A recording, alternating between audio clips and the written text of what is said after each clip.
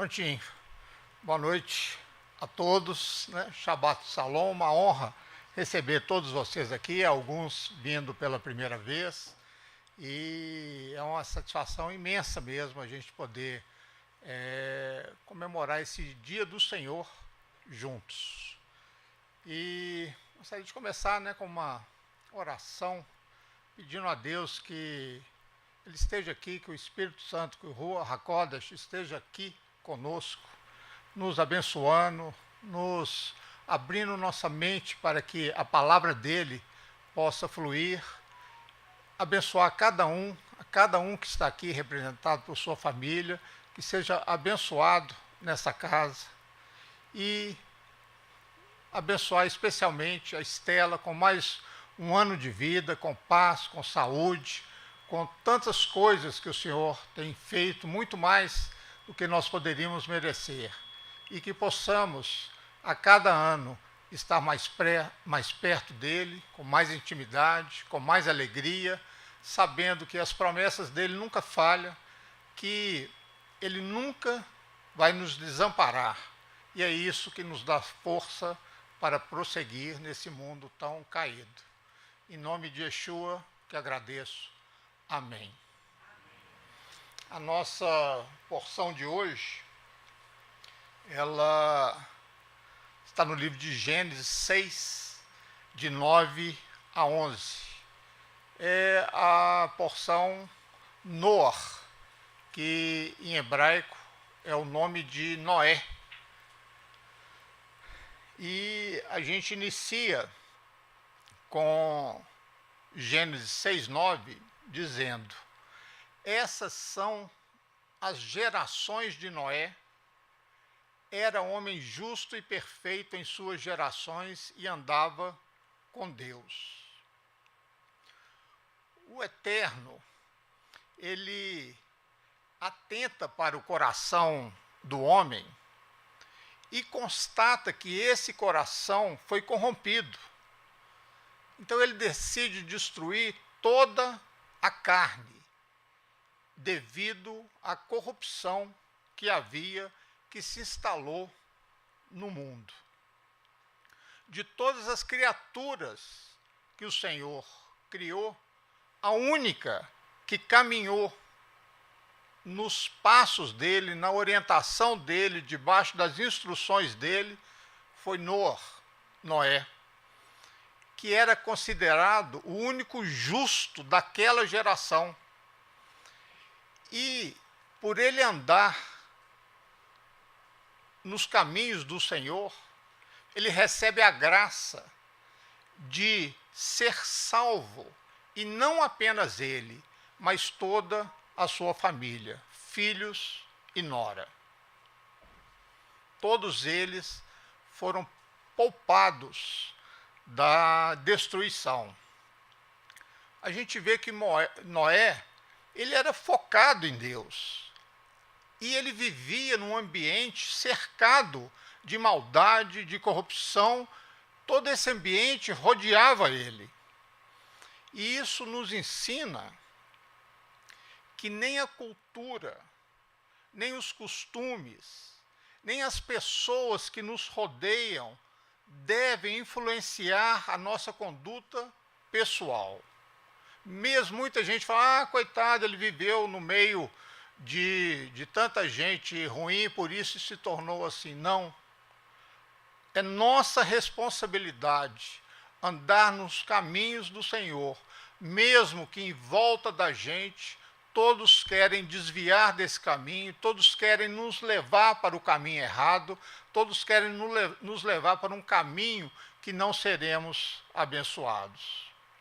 Cada um tem a responsabilidade por si mesmo para viver em justiça e em integridade diante de Deus. Noé, ele continuava sempre nos caminhos do Senhor, mesmo que a vizinhança dele era maligna.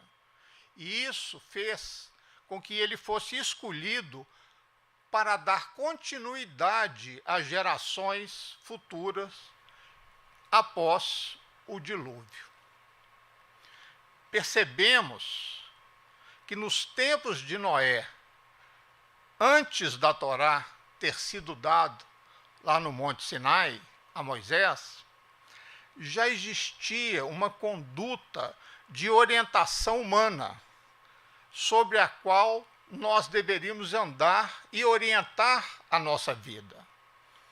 A palavra nos diz que Noé seguia essa conduta e andava nesse caminho. Por isso que ele era chamado de justo, de íntegro, diante de Deus. Quando uma nação atinge um nível determinado de corrupção, de maldade, Deus exerce o seu juízo, castigando aqueles infratores. O Eterno, ele mesmo, dá testemunho de que Noé é justo diante dele. Noé era justo, apesar de toda a maldade que existia nos homens em volta dele. E é isso que identifica os santos de todas as gerações. Nem a cultura, nem os costumes, nem as pessoas que nos rodeiam, nem a sociedade pode ser responsabilizada por nossa conduta errada. Noé procurava viver de forma prática os mandamentos que o Eterno tinha revelado a ele. Os passos de um homem bom são confirmados pelo Eterno e deleita-se no seu caminho. E viu Elohim, a tradução é Deus, a terra, e viu que estava corrompida, porque toda a carne havia corrompido o seu caminho sobre a terra. Segundo os escritos antigos, achados por arqueólogos, a palavra corrompida, que é usado aqui nesse texto, referia-se basicamente a pecados sexuais e também de idolatria. No tempo de Noé, toda a carne havia se corrompido. Mas será que é só isso? Nós sabemos que após o dilúvio, o pecado continuou. O coração do homem continuava mau. O homem voltou a cometer erros e, às vezes, mais graves do que os cometidos na época de Noé. E o Eterno, sabendo de tudo isso que iria acontecer no futuro, sabendo que esse mal iria continuar, ele decidiu a si mesmo destruir toda aquela geração. Então, surge a pergunta, por quê? A palavra nos diz em Deuteronômio 29, que as coisas reveladas pertencem aos filhos dos homens, mas as encobertas pertencem ao Eterno. O capítulo 6 de Gênesis começa a revelar o motivo dessa destruição. Viram os filhos de Elohim que as filhas dos homens eram formosas e tomaram para si mulheres de todas as que escolheram. Então disse o Eterno: não contenderá o meu espírito para sempre com o homem, porque ele também é carne, porém os seus dias serão 120 anos. Havia naqueles dias gigantes na terra, e também depois, quando os filhos de Elohim entraram às filhas dos homens, e delas geraram filhos, estes eram os valentes que houve na antiguidade, os homens de fama.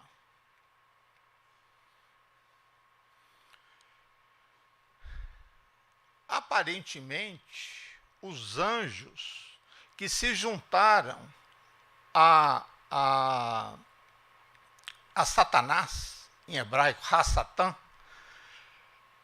na rebelião que houve nos céus, geraram filhos com as filhas dos homens que eram formosas. Essa passagem, essa teoria, ela é, vamos dizer assim, avalizada no livro de Enoque e também no historiador Flávio Joséfo. Todos eles apoiam essa teoria. Somente o manuscrito alexandrino vai contra essa teoria. Então, cada um pode escolher o que for. Eu escolho essa para mim, porque vamos avançar que a gente vai ver. Dessas relações nasceram seres grotescos, havendo uma clara referência a gigantes na própria Torá. Esses seres eram deformações da espécie humana. Todos nós sabemos que o homem foi criado do pó, a partir do pó da terra. E daí o nome, né, de Adão, que significa, em hebraico, Adam, que significa pó. Então, o propósito fundamental do dilúvio pode ter sido a destruição dessa linhagem e não a destruição do pecado. Esse propósito, ele só será cumprido de exterminar o pecado somente com a volta do Messias. Portanto, o dilúvio pode ter tido o propósito de aniquilar todo tipo de mistura entre os seres humanos. Somente os animais que tinham mantido a sua originalidade lá na criação, que somente eles poderiam entrar na arca para serem preservados no futuro. Faze para ti uma arca da madeira de gofer. Gofer é uma madeira similar ao cipreste e ao pinho. Farás compartimentos na arca e a betumarás por dentro e por fora com betume. Algo semelhante aos restos da arca foram encontrados no Monte Ararat, lá na Turquia, numa expedição em 2007, que encontraram restos que há a possibilidade de serem os restos da Arca de Noé. Mas contigo estabelecerei a minha aliança, e entrarás na arca, tu e os teus filhos, tua mulher e as mulheres de teus filhos. Tudo que o Eterno faz é na base de pactos, de alianças. É impossível ter uma relação mais íntima com o Eterno sem estar dentro de um pacto. Mesmo Adão tinha um pacto através do qual se relacionava com o Eterno desde um princípio. Mas eles transgrediram a aliança como Adão. Eles se portaram aleivosamente contra mim. Um pacto é um elo forte que existe entre duas ou mais pessoas. Um pacto não pode ser anulado, não pode ser desfeito. Esse pacto implicava que o Eterno se comprometia a guardar a vida de Noé e da sua família e de todos os animais que entraram lá na arca. Das aves conforme a sua espécie, dos animais conforme a sua espécie, de todo réptil da terra conforme a sua espécie, 2 de cada espécie virão a ti para os conservar em vida. Percebemos que os animais não eram considerados alimento e que até a geração de Noé os homens comiam apenas vegetais, eram vegetarianos. E Gênesis 1:29 deixa isso claro. A permissão de comer animais só é dada após o dilúvio. O versículo 22 desse mesmo capítulo 6 nos diz que Noé fez tudo exatamente como Deus havia instruído. No capítulo 7, o Eterno ordena Noé que entre na arca para a preservação da espécie humana e também dos animais, especialmente dos animais limpos, que são os que servem para ser sacrificados ao Eterno. É interessante notar que a revelação dos animais limpos e imundos, essa diferenciação já existia antes dos tempos de Noé. Não significa que isso era para diferenciar o que era alimento do que não era, pois os homens não comiam carne até o dilúvio. Então não justificava esse animal é puro para comer, esse animal é impuro para comer, porque ninguém comia carne, ninguém comia animal. Essa diferença, ela existia basicamente por causa dos sacrifícios. Os animais limpos serviam como uma espécie de manjar, como diz lá em Números 28:2. Então, Yahvé falou a Moisés e determinou: manda aos filhos de Israel o seguinte: terás o cuidado de me trazer no tempo designado meus manjares, as ofertas de alimento preparadas no fogo com aroma que me seja agradável. Se os animais imundos não serviriam como manjar para Deus, tampouco eles serviriam como alimento para o povo de Deus. Porque, passados ainda 7 dias, farei chover sobre a terra 40 dias e 40 noites, e exterminarei de sobre a face da terra todos os seres que fiz. Segundo a tradição, por que passados ainda 7 dias? Segundo a tradição, seriam 7 dias de luto de Noé e sua família, por causa da morte de Matusalém, que teria ocorrido exatamente nesse dia. O pai de Matusalém foi Enoque, que pôs um nome profético no seu filho, que diz: a sua morte envia. E era uma alusão ao dilúvio que iria ocorrer com a morte de Matusalém. Matusalém viveu 969 anos, a maior idade contada em toda a Bíblia, em toda a humanidade. Dessa forma, a gente vê que o Eterno era paciente. Ele não é à toa que Matusalém morreu no dia do dilúvio. Ele esperou 969 anos para que o povo se arrependesse.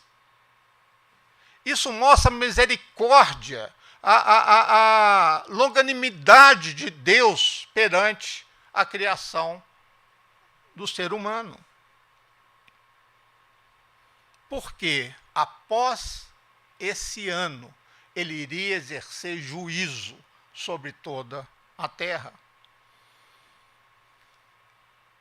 1 Pedro 3:20, os quais noutro tempo foram rebeldes, quando a longanimidade de Elohim, de Deus, esperava nos dias de Noé, enquanto se preparava a arca, na qual poucas, isto é, 8 almas, se salvaram pela água. E Gênesis 7, 11 e 12 diz: no ano 600 da vida de Noé, no mês segundo, aos 17 dias do mês, naquele mesmo dia se romperam todas as fontes do grande abismo, e as janelas do céu se abriram, e houve chuva sobre a terra, 40 dias e 40 noites. A gente vê aqui que o dilúvio, ele não foi apenas resultado de chuvas, mas também águas subterrâneas brotaram da terra e ajudaram a inundar a terra, o planeta. O dilúvio, ele pode ser entendido como uma espécie de batismo, né, de mikvah, pelas águas. Segundo a Torá, há dois elementos que purificam. Um é a água e o fogo, conforme está lá em Números 31, 23. Dessa vez, a terra foi purificada pela água. Pode ser que da próxima seja pelo fogo. Gênesis 1, 7. E disse Elohim: haja uma expansão no meio das águas, e haja separação entre águas e águas. E fez Elohim a expansão, e fez separação entre as águas que estavam debaixo da expansão e as águas que estavam sobre a expansão. E foi assim, e chamou Elohim a expansão céus, e foi a tarde e a manhã do dia segundo. Quando o Eterno deu o início, né, à sua criação, ele criou uma capa protetora de água que teria sido posto por cima da atmosfera, que proporcionava um ambiente ameno, e durante todo o ano a condição climática era excelente. Essa capa protetora era uma espécie de camada de ozônio, mas muito mais eficaz do que é a camada de ozônio.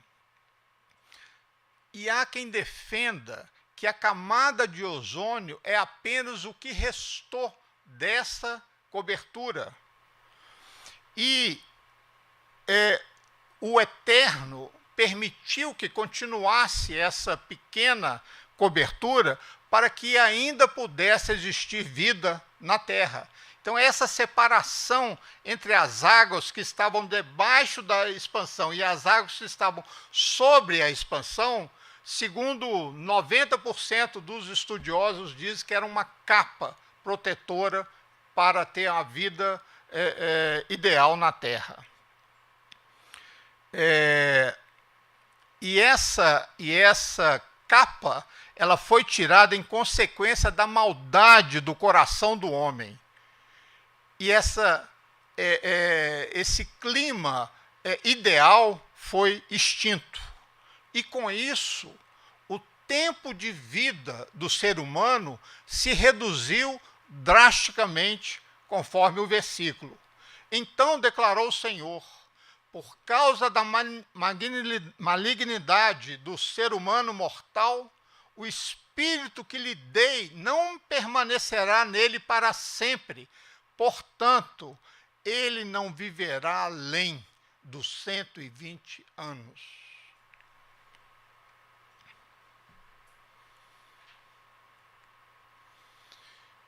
E os que entraram eram macho e fêmea de toda a carne, como Elohim tinha ordenado, e o Eterno fechou a porta por fora.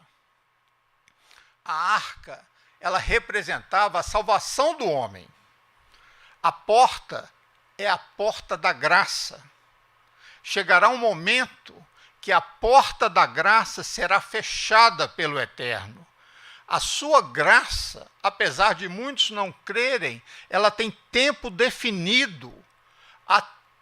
Há tempo ainda do pecador se arrepender, mas chegará o tempo que não existirá mais como se arrepender.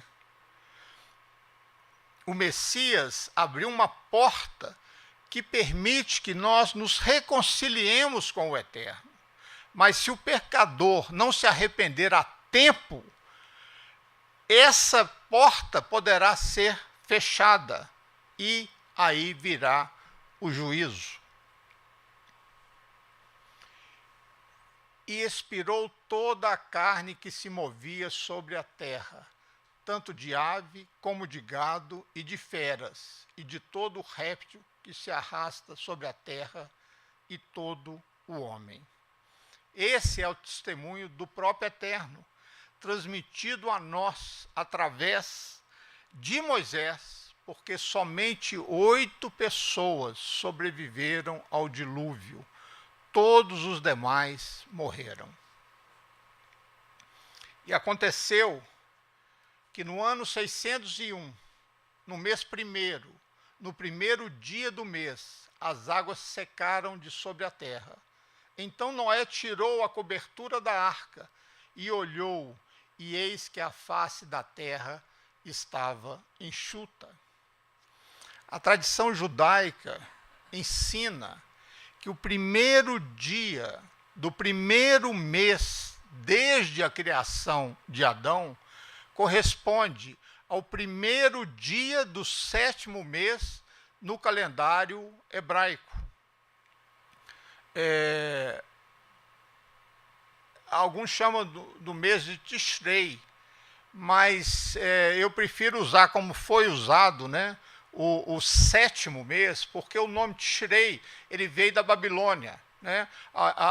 Os judeus, quando voltaram da Babilônia, trouxeram algumas cargas que não deviam trazer, e uma delas foi o nome babilônico, pagão dos meses. Né?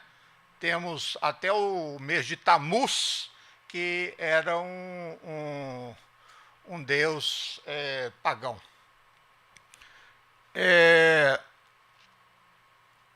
Esse dia, ele corresponde a uma festa, a festa dos tabernáculos, em hebraico chamado Yom Teruah, festa das trombetas, festa do shofar, mas não é o shofar, é o do brado, né? O brado, aquele som do shofar.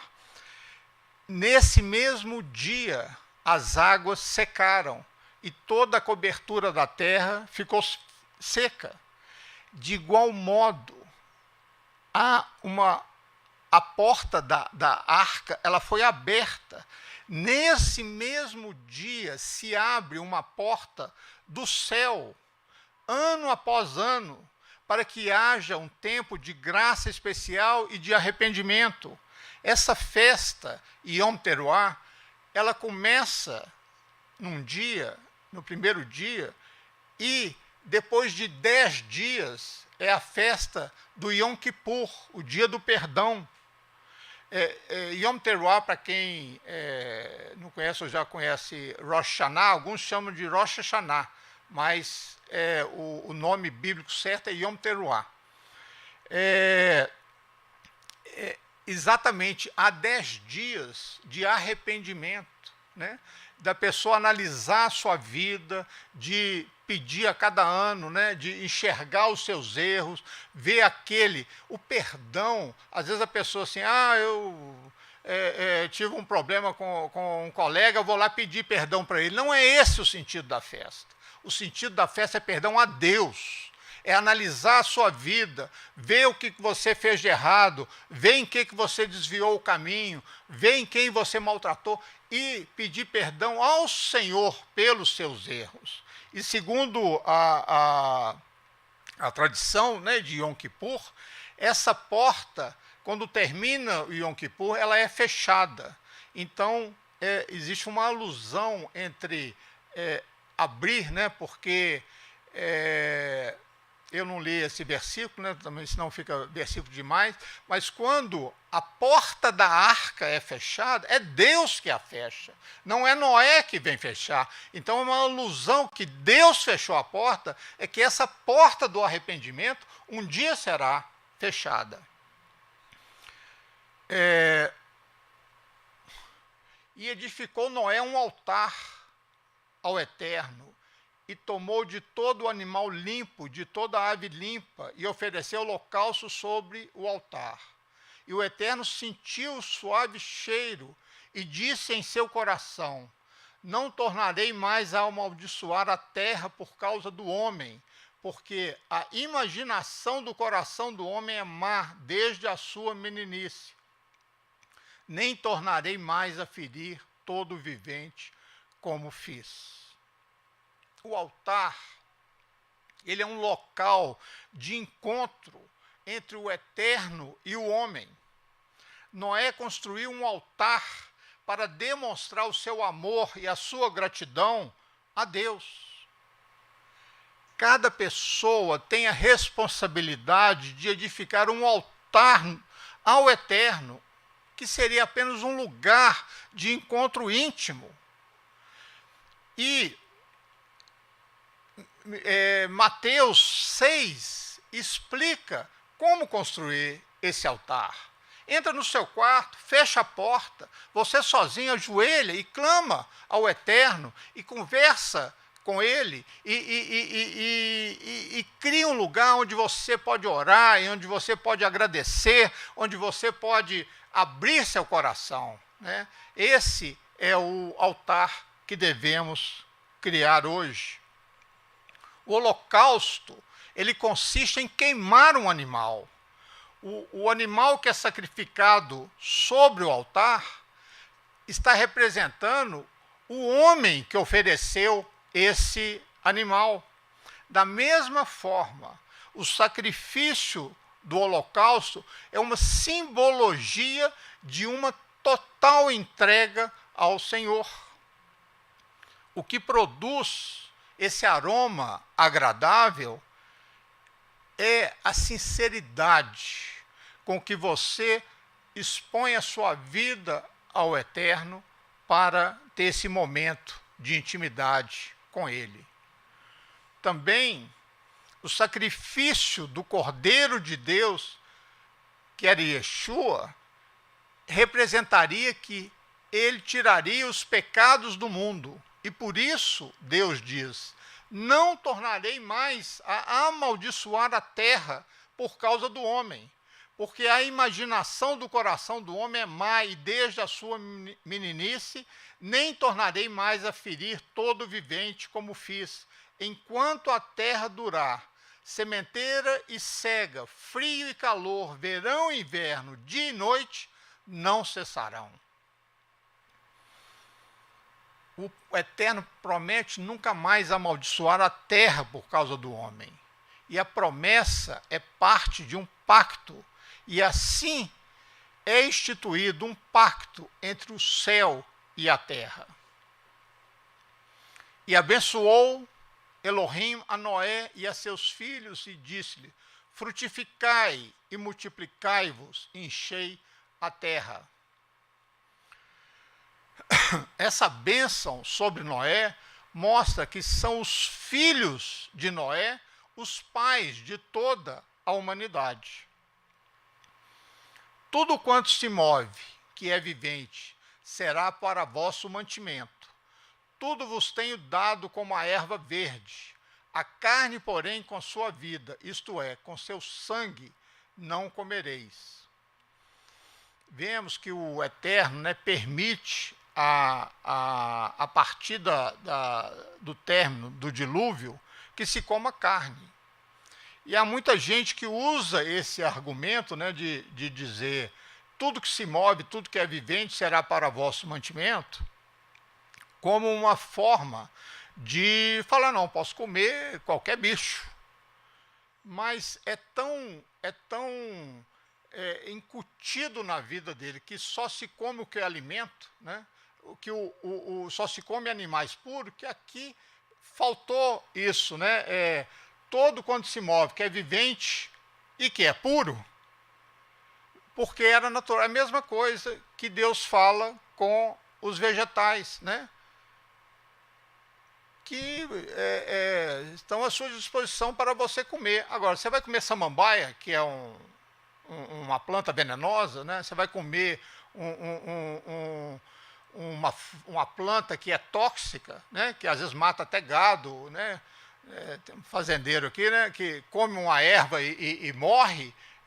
Não, o alimento é aquilo que se pode comer. Não quer dizer porque está aberto ao vegetal, qualquer vegetal você pode comer.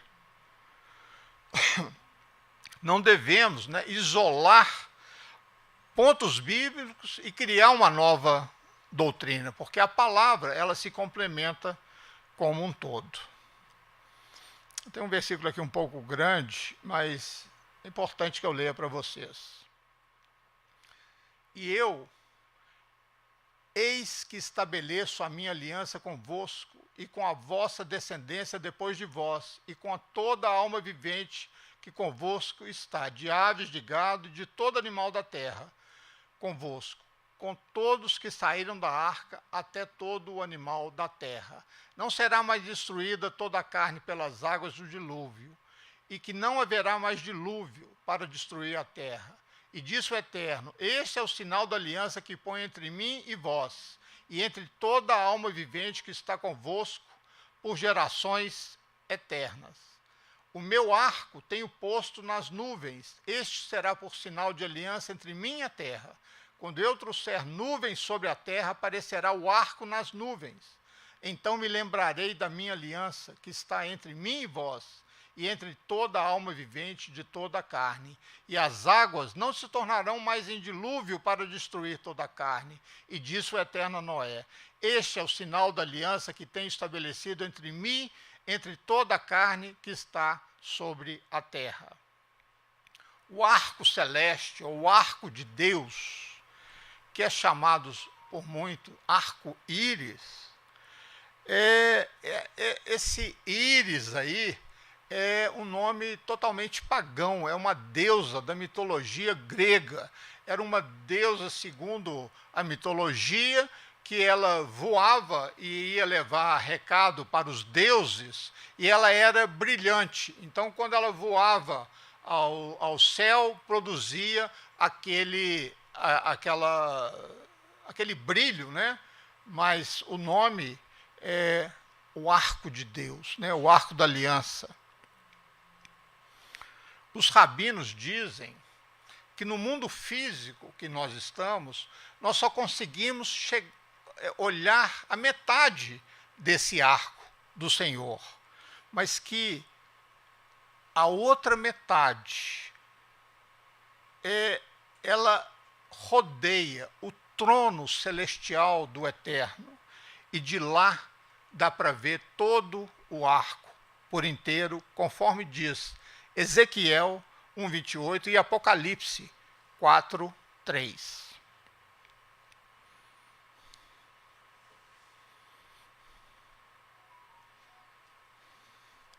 E os filhos de Noé, que da arca saíram, foram Sem, Cã e Jafé. E Cã é o pai de Canaã. Esses três foram os filhos de Noé, e destes se povoou toda a terra. E bebeu do vinho, e embebedou-se, e descobriu-se no meio de sua tenda, e viu Cã, o pai de Canaã, a nudez do seu pai, e fê-lo saber a ambos seus irmãos no lado de fora. Então tomaram Sem e Jafé uma capa, e puseram-na sobre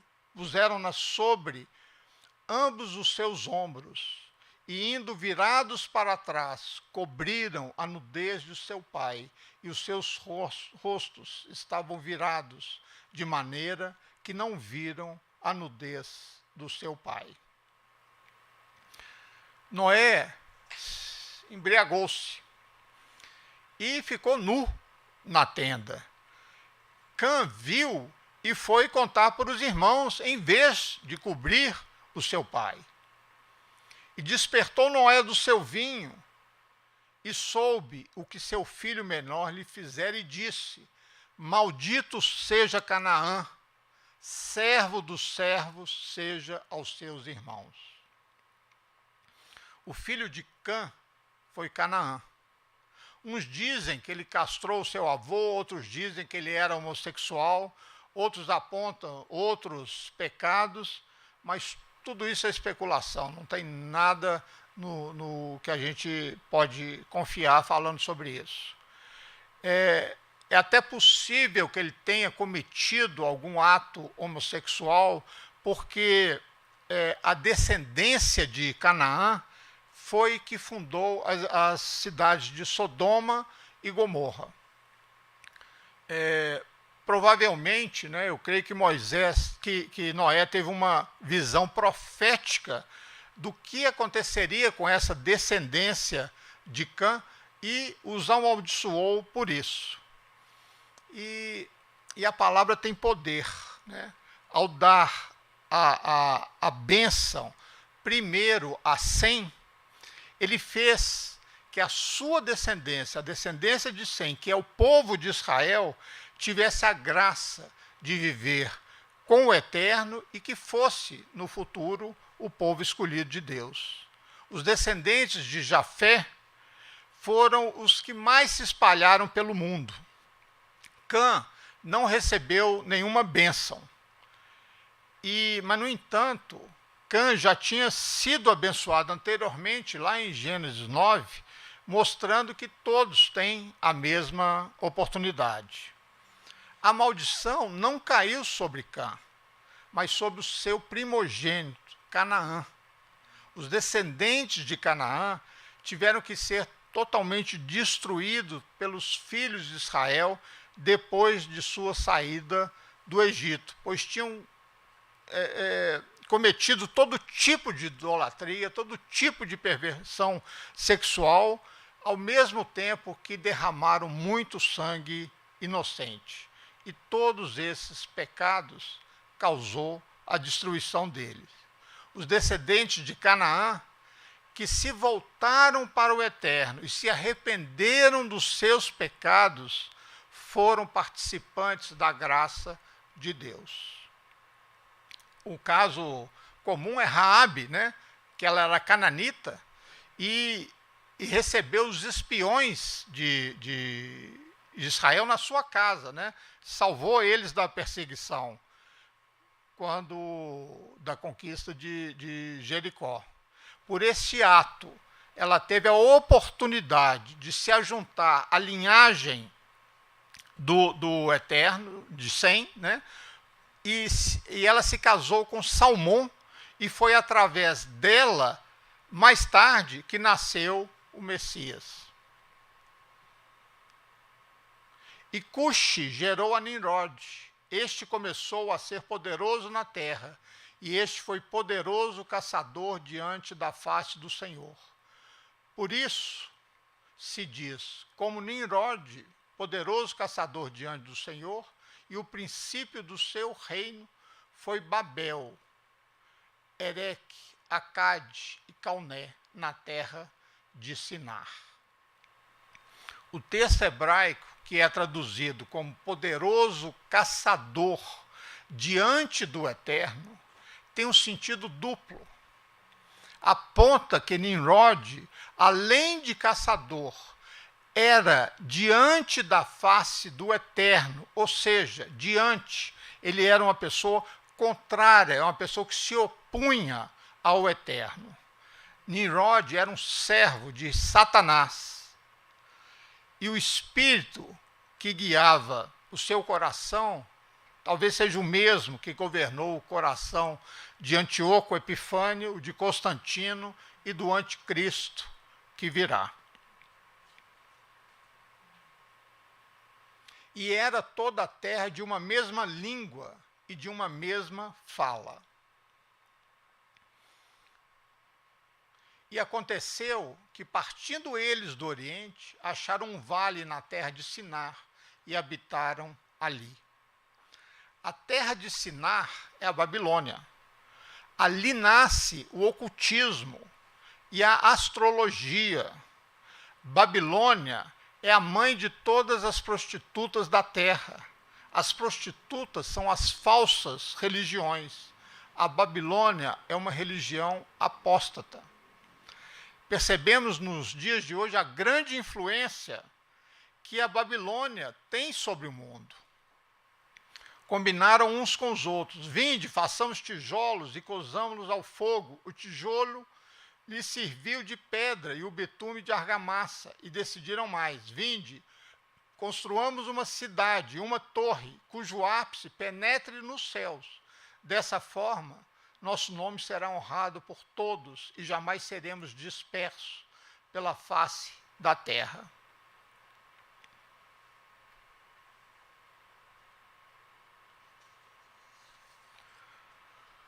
A rebeldia fez com que esses homens exercessem um domínio sobre outros homens e propuseram fazer uma cidade e uma torre a fim de desafiar o Eterno. Os motivos de Nimrod eram malignos. Ele incutiu aos homens a ideia de não mais serem submissos a Deus, ao Criador, e por isso inventaram o seu próprio sistema de culto. Nimrod era neto de Cã, filho de Noé, um homem corajoso e de grande força. Ele convenceu o povo a não atribuir mais a Deus qualquer felicidade que eles tivessem, mas levou as pessoas a crerem que foi através dos seus próprios méritos que eles alcançaram a felicidade, e não de Deus. Nimrod queria que o povo cresce que ele era Deus e que, dessa forma, ele poderia subjugar o povo. De acordo com a Torá, Babel era uma unificação dos diversos povos. Todos falavam a mesma língua. Nimrod decidiu que a cidade deveria ter uma torre que ultrapassasse, como diz o versículo, ultrapassasse o céu. Aquela torre não foi para louvar a Deus, para adorar a Deus, mas foi dedicada à glória do homem, com alguém que quisesse dominar os céus e a terra. E Deus confundiu as línguas, porque a unidade da língua pode implicar em igualdade de pensamento.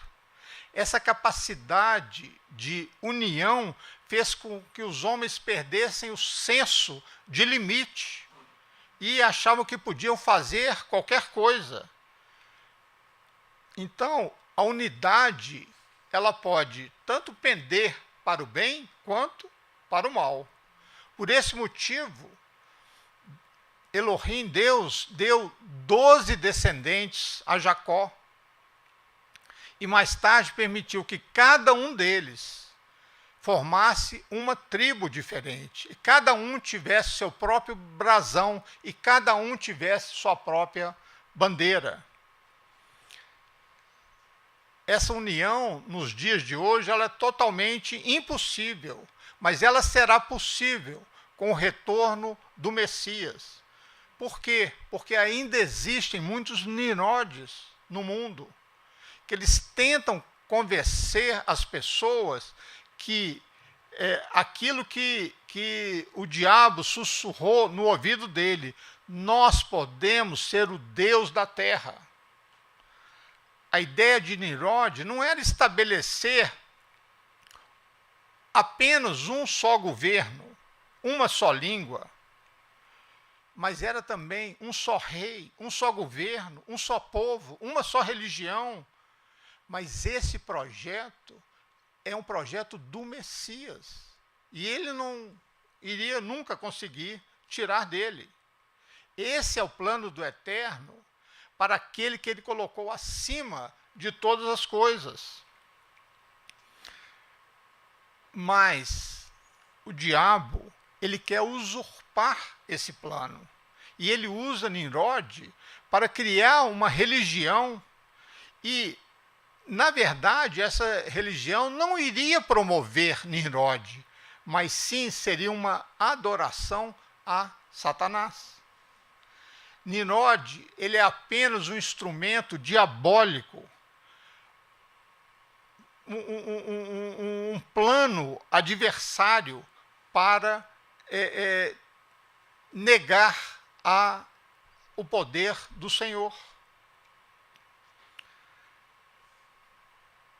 Quando Nimrod é assassinado, a sua esposa, Semíramis, ela não querendo perder poder, ela dá notícia que Nimrod não morreu, mas se tornou o Deus Sol. Presta atenção nisso. Os sacerdotes de Nimrod rapidamente criaram um calendário que, por incrível que pareça, ele está vigente até hoje, baseado no Sol, baseado no solstício, que é quando o Sol atinge a maior declinação em latitude em relação à linha do Equador. E também dos equinócios, que é no momento exato do início da primavera, ou às vezes do outono, em que o Sol incide com maior intensidade nas regiões próximas à linha do Equador. Esse calendário ele foi primeiramente adotado por Júlio César e atualizado pelo Papa Gregório, e permanece até hoje como calendário de todas as nações, exceto Israel. Um calendário baseado numa religião de adoração a Nimrod, que morrendo se transformou no Deus Sol. Presta atenção. Semíramis tem um filho chamado Tamuz, que nasce perto do solstício de inverno, exatamente no dia 25 de dezembro.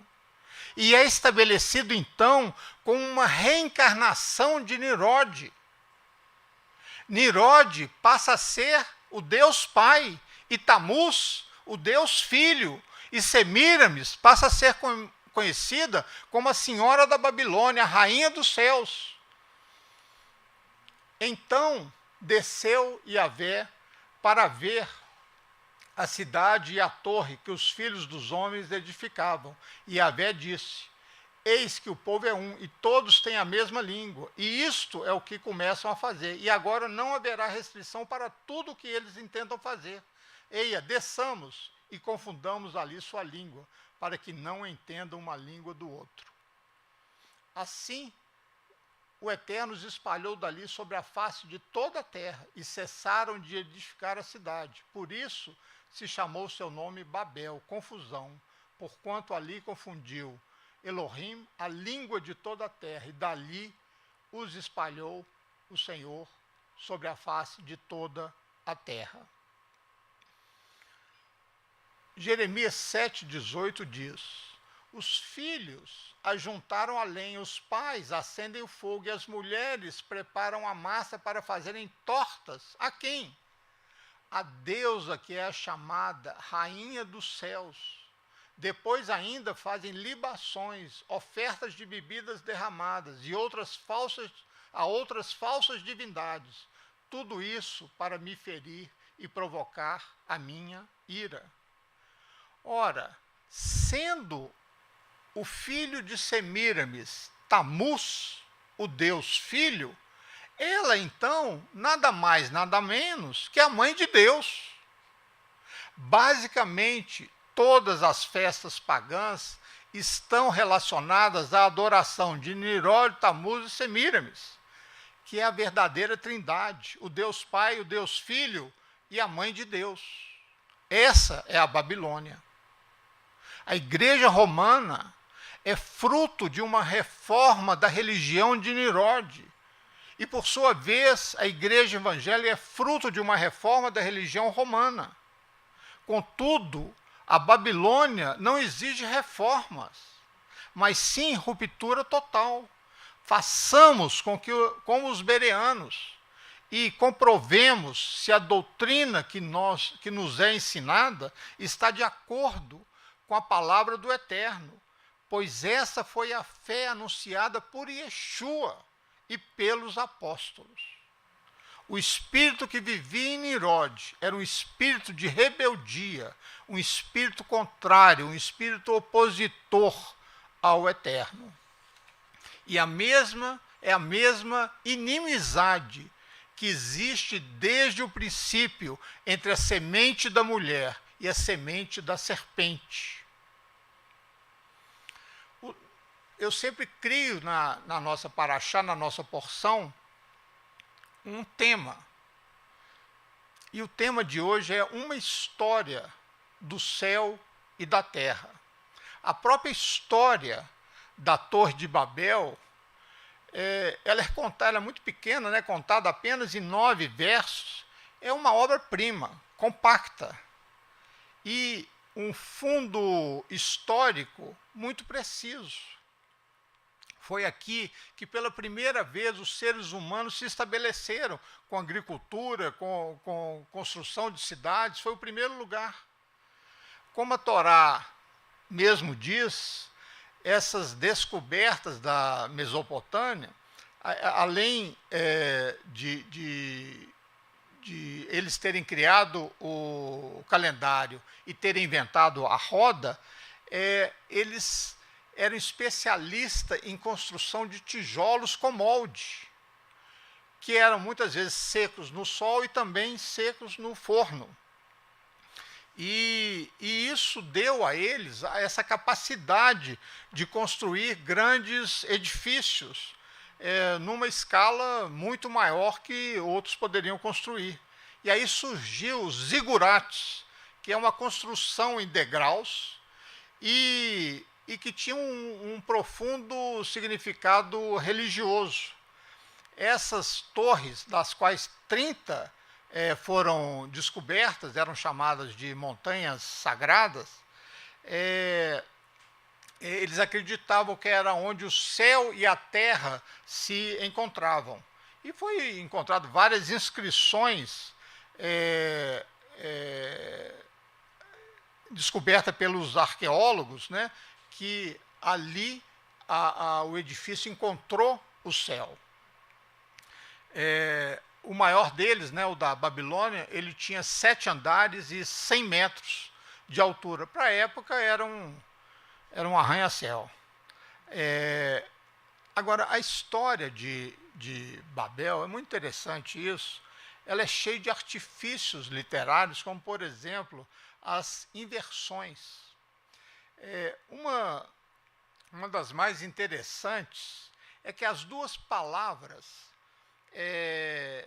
que dominam ali essa passagem, né, de Babel, as duas palavras, vamos dizer assim, chave, é o tijolo e a palavra Babel, que significa confusão. E ela no hebraico são inversões fantásticas. Olha aqui.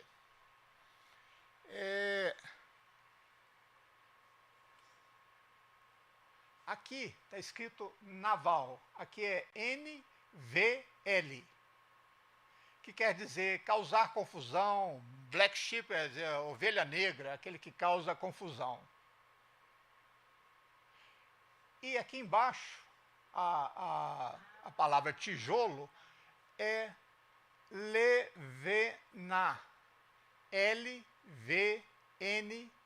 e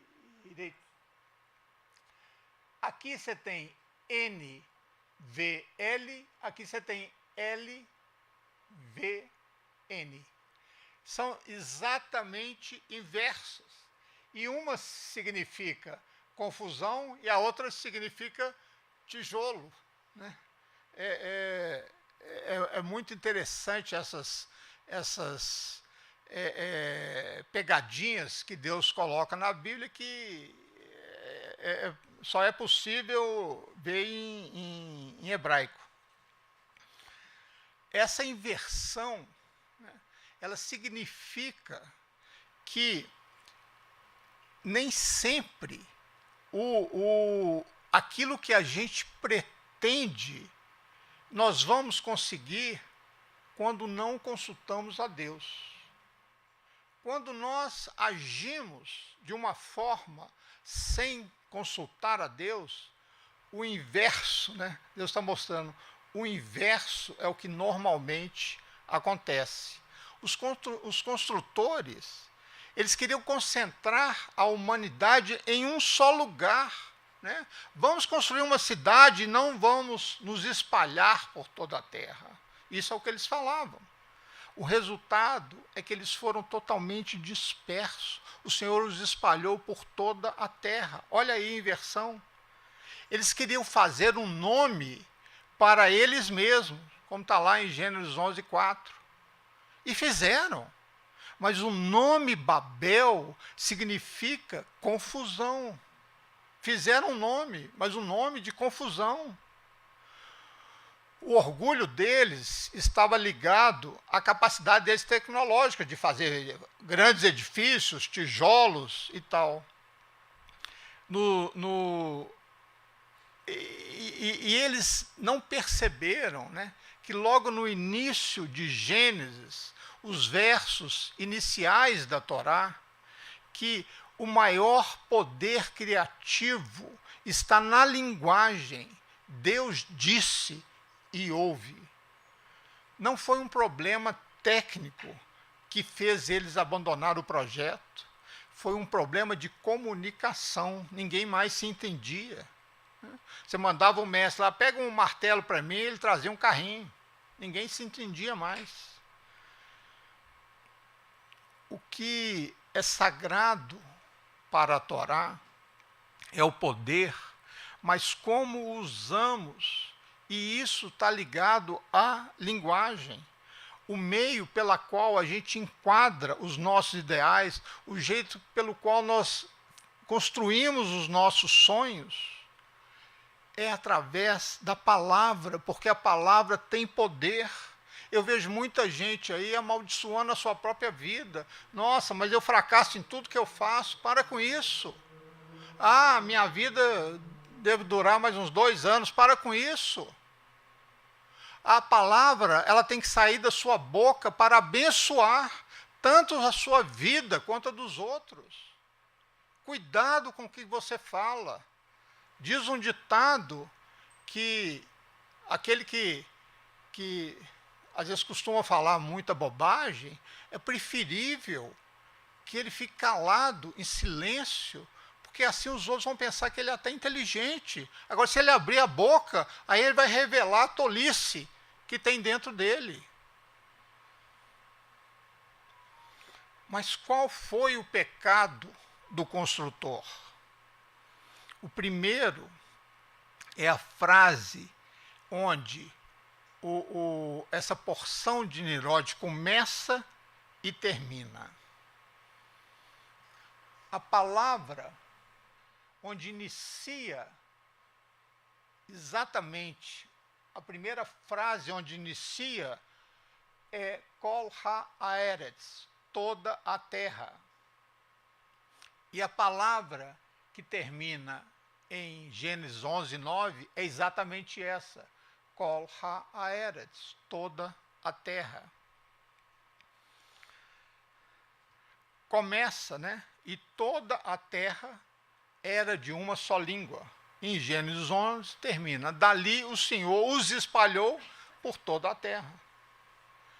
A frase, ela aparece 5 vezes em apenas nesses 9 versículos, que são toda a história de Nimrod. Todas as repetições na Bíblia, que tem 3 vezes, 5 ou 7, ela sinaliza um tema-chave. Sempre que repetiu, ou 3 vezes, ou 5 ou 7, ela está sinalizando que ali tem uma chave. E isso é significativo.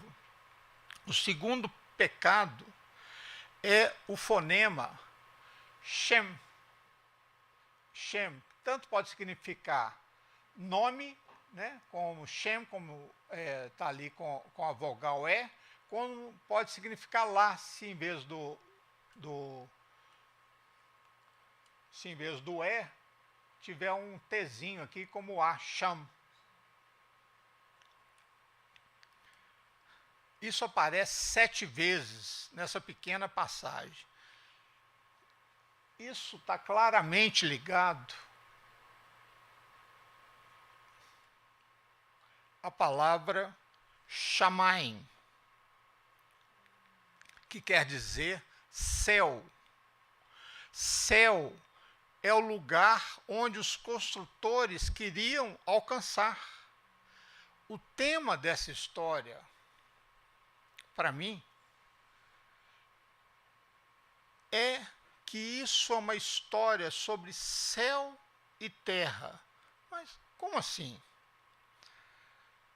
Se a gente voltar lá em Bereshit, em Gênesis 1, nos primeiros versículos vai dizer Tov, que é bom, e quando Deus, a cada coisa que ele cria, fala isso é bom, e na palavra Inri, quer dizer haja luz, e houve. A criação em Gênesis 1 não é sobre o poder de Deus, é sobre a bondade de Deus e do universo que ele criou. Essa é uma declaração extraordinária, porque os antigos viam o mundo como um lugar perigoso e ameaçador, cheio de perigo. A religião, ela era uma tentativa de afirmar o poder do ser humano sobre a criação de Deus, por meio de magia ou por meio de fuga para um nirvana privado. Contra isso, o judaísmo disse, a Torá disse, que o mundo é bom. Não é o resultado de colisões, não é o resultado de mutações, mas sim a única e verdadeira vontade de um só Deus. No entanto, existe outra palavra que aparece 5 vezes no início do livro de Gênesis, que Deus é um Deus que divide, que elege e que separa. Isso aparece 5 vezes. A bondade do universo é uma questão de limites e distinções. Deus separa os diferentes domínios. Dia 1, claro e escuro. Dia 2, águas superiores e águas inferiores. Dia 3, terra e mar. E preenche cada um com a forma de vida adequada para eles. Dia 4, sol e lua. Dia 5, pássaros e peixes. Dia 6, animais terrestres e o ser humano. Essa ideia, ela é tão importante que o Shabat termina com uma cerimônia especial chamada, em português, separação, em hebraico, Havdalah, que é importante para fazer a separação dos 6 dias da criação do 7º dia, que é um dia do Senhor. Fuja da desordem. Coloque em ordem aquilo que não está. A palavra het,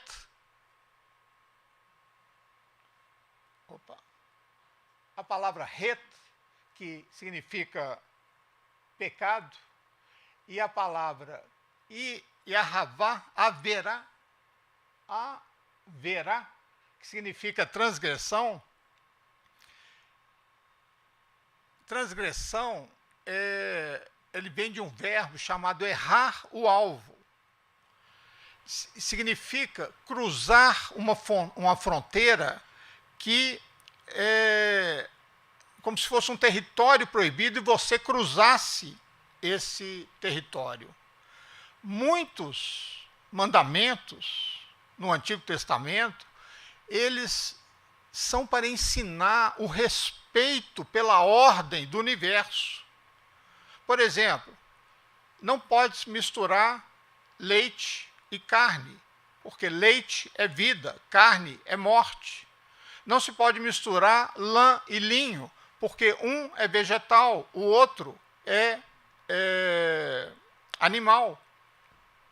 Não se pode semear no mesmo campo 2 tipos mistos de semente, porque vai criar confusão, um vai cruzar com o outro e vai nascer espécies diferentes.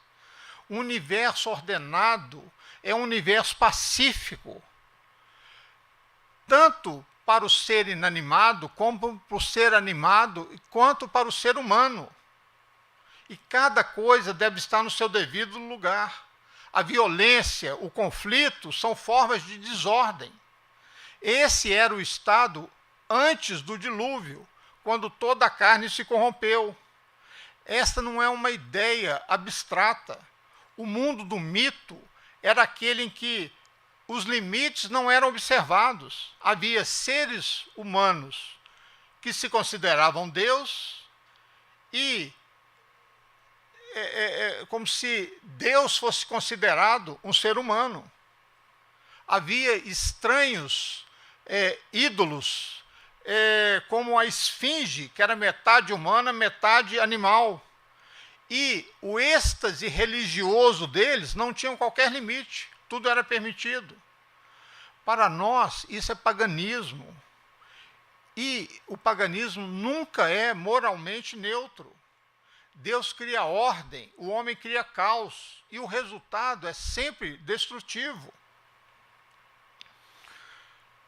O limite mais fundamental que é declarado é o limite aquele entre o céu e a terra. Deus não deve ser identificado com nada na terra. Os céus são céus do Senhor, diz o salmista, mas a terra ele deu ao homem. Essa divisão é fundamental. Deus é Deus, humano é humano. Não pode haver interação desses limites. Esse foi o pecado dos construtores da terra. A aspiração deles de alcançar o céu era para rir, né? E a Torá faz até piada disso quando diz que Deus desceu para ver. Eles se consideravam tão altos, mas Deus teve que descer para ver, ele não teve que subir. Ele nunca seria mais alto do que Deus. Eles pensam que a sua construção de 100 metros de altura já chegou no céu. A única coisa que eu vejo que faz Deus rir na Torá é a pretensão do homem ser igual a Deus. Eles ficam tão intoxicados com as proezas tecnológicas que eles conseguiram, que eles achavam que se tornaram deuses e que agora eles poderiam construir um universo em miniatura. Eles não estavam mais contentes com a terra que Deus deu. Eles queriam construir uma morada, mas lá no céu. E esse erro muitas civilizações cometeram, e todos eles geraram catástrofe. Nos tempos modernos de hoje, a reconstituição de Babel, ela está associada ao nome de Nietzsche. Nos últimos 10 anos da sua vida, ele clinicamente estava louco, mas pouco antes do colapso final dele, ele teve uma visão que se tornou famosa. Deus está morto, Deus permanece morto, e nós o matamos. Como devemos nós, os assassinos de todos os assassinos, nos consolar? O que foi mais sagrado e poderoso de tudo que o mundo já possuiu sangrou até a morte sob nossas facas. Quem vai limpar esse sangue de nós? Não é a grandeza desse feito muito grande para nós? Então, não devemos nos tornar Deus simplesmente para parecer dignos disso?